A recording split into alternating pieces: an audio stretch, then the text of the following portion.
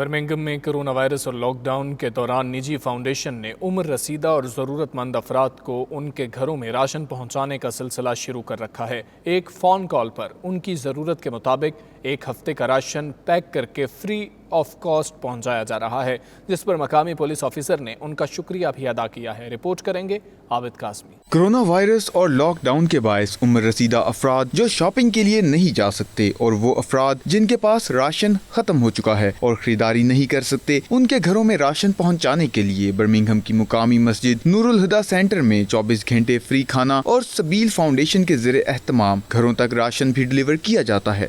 Ration تقسیم کرنے کے دوران سبیل فاؤنڈیشن کے چیئرمین سید ظفر اللہ شاہ نے 92 نیوز کو بتایا کہ مقامی سطح پر انہوں نے تمام گھروں میں پمفلٹ تقسیم کروا دیے تھے کہ کسی بھی گھر میں اگر راشن ختم ہو جائے تو وہ کال کرے، وہ ان تک راشن پہنچائیں گے۔ یہ آپ دیکھ رہے ہیں کہ یہ ہمارے فوڈ کے باکسز ہیں، ہمارے رضاکار یہ نوجوان دونوں بیٹھے ہیں، آگے ڈرائیونگ بھی کر رہے ہیں اور ساتھ پیسنجر سیٹ پر ہیں، اور میں یہاں پہ بیٹھا ہوں۔ یہ ہمارے پاس دودھ بھی ہے، آٹا بھی ہے اور یہ باکسز بھی ہیں۔ ابھی ہم ایک طرف جو جا رہے ہیں یہ B20 کی طرف، اور یہاں پر یہ 12 گھر ہیں، 12 ہاؤسز ہیں جو بوڑھے لوگ ہیں جن کی ہمیں کالز آئیں کہ ہمیں فوڈ پہنچانا ہے۔ تو یہ آپ دیکھ رہے ہیں یہ سبیل فاؤنڈیشن ہے، فوڈ فار آل۔ تو یہ باکسز ہیں، اس میں دالیں اور چینی، چائے، کیچپ، یہ ساری چیزیں یہاں پر موجود ہیں۔ اسی طرح آپ دیکھیں کہ یہ دودھ کی بھی بوٹلز ہیں، اور اسی طرح یہ آٹے کی بوریاں ہیں، بیگز ہیں آٹے کی۔ تو یہ ابھی ہم دروازوں کے اوپر جو ہے وہ جا کر تقسیم کر رہے ہیں۔ تو الحمدللہ فوڈ بینک جو نور ہدا اور سبیل فاؤنڈیشن کے پلیٹ فارم سے یہ ڈیلی ہماری جو ہے فوڈ ڈسٹریبیوشن ہو رہی ہے۔ ان کا مزید کہنا تھا کہ ہمارے رضاکار ضرورت کے مطابق راشن پیک کر کے ضرورت مندوں کے دروازے پر پہنچا دیتے ہیں، اور یہ کام بغیر کسی مذہب، رنگ، نسل اور تفریق کے کیا جاتا ہے، جس پر اسپارک بروک پولیس نے باقاعدہ طور پر ان کے کام کی تعریف کی اور کہا کہ یہ عوامی خدمت میں ان کے کام میں آسانی پیدا کر رہے ہیں۔ This is just really so appreciated, and me and Dave's my daughter, if she could talk, would turn around and say thank you to everyone that's helping and doing the best they can, and we all do appreciate it. So please go and get some help if you need it and do what you can to help. اس مشکل وقت میں multi cultural families کی بلا تفریق خدمت کے باعث community رہنماؤں کی جانب سے پاکستانیوں کے عوامی خدمت کے اس جذبے کو خوب سراہا جا رہا ہے۔ مانچسٹر سینٹرل کنونشن کمپلیکس کو NHS نائٹنگیل نارتھ ویسٹ اسپتال میں تبدیل کر دیا گیا ہے۔ 2 ہفتوں کی قلیل مدت میں تیار ہونے والا یہ اسپتال 750 بستروں پر مشتمل ہے۔ مانچسٹر سٹی سینٹر کے سینٹرل کنونشن کمپلیکس میں NHS نائٹنگیل نارتھ ویسٹ اسپتال تعمیر کر دیا گیا، جس میں نارتھ ویسٹ کے سینکڑوں مریضوں کا علاج ہو سکے گا، جنہیں ICU کی سہولیات کے علاوہ آکسیجن پہنچانے کے لیے BOC کے 2 بڑے ٹینک بھی لگائے گئے ہیں۔ اسپتال کے CEO مائیکل میک کورٹ نے اپنے ٹویٹ میں کہا ہے کہ میں آج یہ بات فخر سے کہہ سکتا ہوں کہ یہ اسپتال ہماری آرمی اور NHS کی کوششوں سے قلیل مدت میں مکمل ہوا۔ اسکاٹ لینڈ میں کرونا وائرس 5600 سے زائد افراد کو متاثر کر چکا ہے، جن میں سے 575 ہلاک بھی ہو چکے ہیں۔ جانتے ہیں گلاسگو سے ہمارے نمائندے شاہد میر سے۔ جی شاہد، بتائیے گا گلاسگو کی کیا صورتحال ہے؟ جی، اسکاٹ لینڈ میں کرونا وائرس کے اب تک 5667 کیس جو ہیں وہ کنفرم ہو چکے ہیں، جبکہ 575 لوگ جو ہیں وہ فوت ہو گئے ہیں۔ اسکاٹ لینڈ میں کیونکہ مکمل لاک ڈاؤن ہے اور لاک ڈاؤن کی وجہ سے لوگ گھروں میں بالکل مقید ہو کے رہ گئے ہیں، لیکن اس کے باوجود بھی کرونا وائرس کے جو کنفرم کیسز ہیں ان میں بھی اضافہ ہوتا جا رہا ہے، اور اس کے علاوہ جو فوت ہونے کی تعداد میں وہ بھی اضافہ ہوتا جا رہا ہے، جس کی وجہ سے فرسٹ منسٹر نکولاس سٹرجن نے یہ آج بیان دیا ہے کہ لاک ڈاؤن جو ہے اس کو ایکسٹینڈ کر دیا جائے گا، کیونکہ 3 ہفتوں کا لاک ڈاؤن کا اعلان کیا گیا تھا، لیکن امید کی جا رہی ہے کہ اس لاک ڈاؤن میں مزید اضافہ ہو جائے گا۔ اس کے ساتھ ساتھ اسکاٹش گورنمنٹ نے جو سوشل کیئرر ہیں، جو بوڑھے افراد کی لک آفٹر لوگ کرتے ہیں، ان کی تنخواہوں میں بھی اضافہ کر دیا ہے۔ جی، کینیڈا میں کرونا وائرس سے جاں بحق افراد کی تعداد 24,383 ہو گئی، جبکہ موذی وائرس سے اب تک 717 افراد جاں بحق ہو چکے ہیں۔ اونٹاریو میں کرونا وائرس کے 401 نئے کیسز سامنے آ گئے، جن میں سے 21 افراد جان سے ہاتھ دھو بیٹھے ہیں۔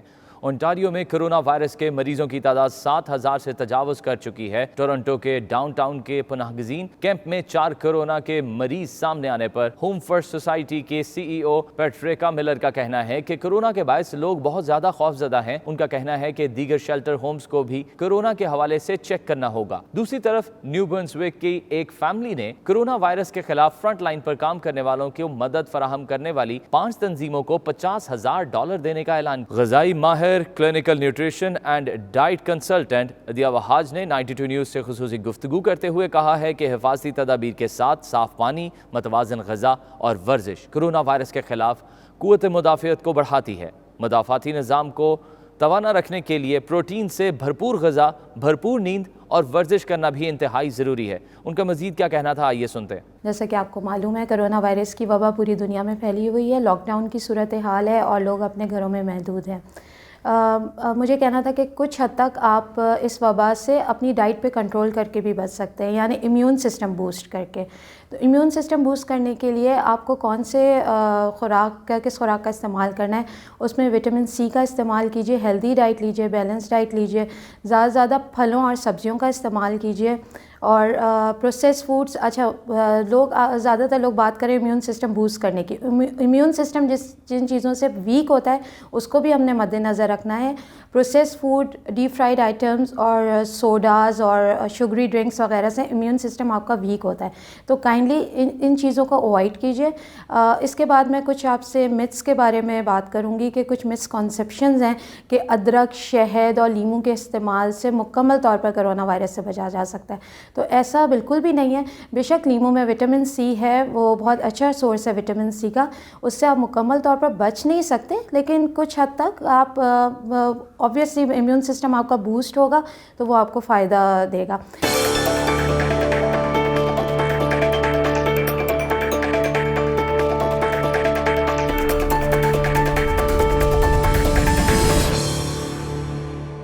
روس میں تعینات پاکستانی سفیر شفقت علی خان کہتے ہیں پاک روس سیاسی، سفارتی، معاشی اور دیگر شعبوں میں اچھے اور مضبوط تعلق بنانا ان کی اولین ترجیح ہوگی. پاکستانی سفارت خانہ ہمہ وقت ہم وطنوں کی خدمت کے لیے حاضر ہے. ماسکو میں نمائندہ 92 نیوز شاہد گھمن سے گفتگو میں ان کا مزید کیا کہنا تھا، آئیے دیکھتے ہیں. روس کوئی باقی دنیا سے کٹا ہوا نہیں ہے جہاں تک اس مسئلے کا تعلق ہے. پوری دنیا میں جس طرح یہ چیلنج بن گیا تو روس میں بھی یہ پرابلم ہے. لیکن میں یہ کہوں گا کہ روس کو اس طرح نہیں ہے کہ جی دنیا کا سب سے بڑا مسئلہ یہاں روس میں ہی ہے اس کرونا وائرس کا. باقی ممالک کی طرح، یورپ کی طرح یہاں بھی ہے. یہاں بھی گورنمنٹ نے بڑا ریپڈ ایکشن لیا ہے.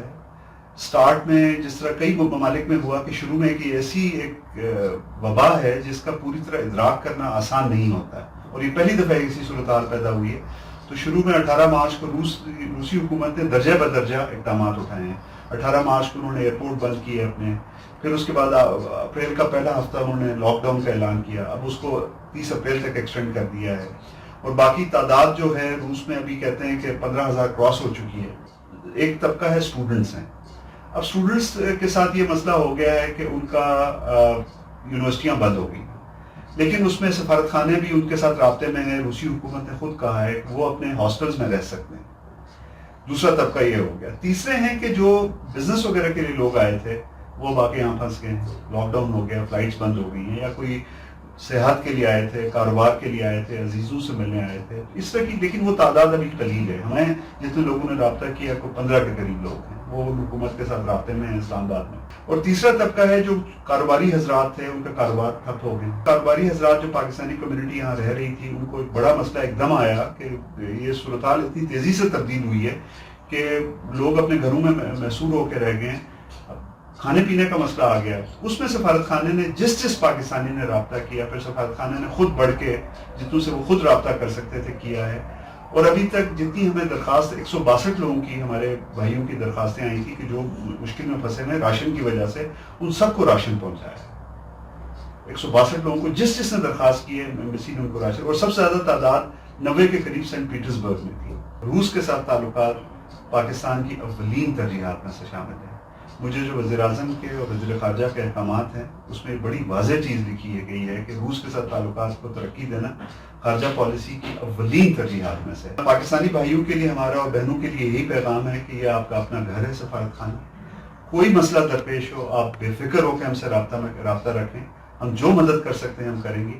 اور ابھی تک ہمیں بڑی خوشی ہے دو طرح سے. ایک تو ہے کہ پاکستانی روسی حکومت کی طرف سے کوئی ہمیں شکایت نہیں کہ کسی نے کوئی قانون توڑا ہو, کوئی مسئلہ ہوا ہو. اور دوسری بات ہے خاص طور پہ کمیونٹی کے افراد نے ایک دوسرے کی جو مدد کی ہے اس جذبے کو جاری رکھیں. اور اہم بات یہ ہے کہ سفارت خانہ آپ کی خدمت کے لیے حاضر ہے. سابق کپتان قومی ٹیم وسیم اکرم اور ان کی اہلیہ شنیرہ کا کہنا ہے کہ وزیر اعظم کے کورونا ریلیف فنڈ میں سب عطیہ کریں.